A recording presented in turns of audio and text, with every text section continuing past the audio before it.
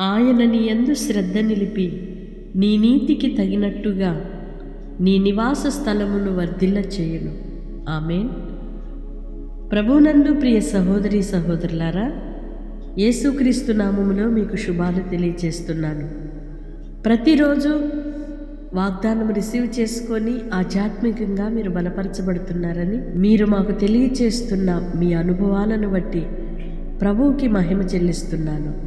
దేవుడు మిమ్ములను దీవించునుగాక. ఆయన కృప మీకు విస్తరించునుగాక. సమాధానము స్థిరపరచబడునుగాక. అన్ని విషయాలలో మీరు క్షేమాభివృద్ధి నొందుచు విస్తరించాలని నా ప్రార్థన. పరిశుద్ధుడైన దేవా, ప్రేమ కలిగిన తండ్రి, మీ స్తోత్రాలయ్యా. ఇంతవరకు మీ కృపలో భద్రపరిచి మరొక నూతన దినాన్ని మా బ్రతుకులో ఇచ్చారు. ఆయుష్కాలమును పొడిగించారు, క్షేమాన్ని కలుగు చేశారు.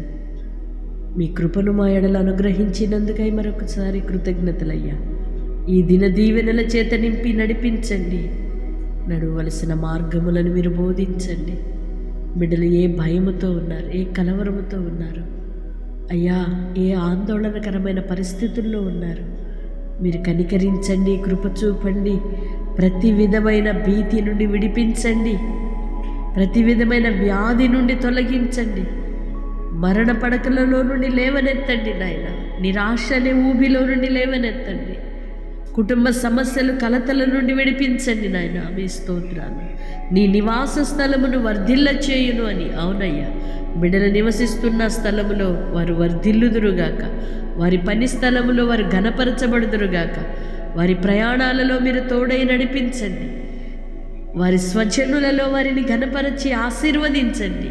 వారి నివాసములు వర్ధిల్లు చేయమని యేసయ్య నామములో ప్రార్థిస్తున్నాను తండ్రి. ఆమేన్.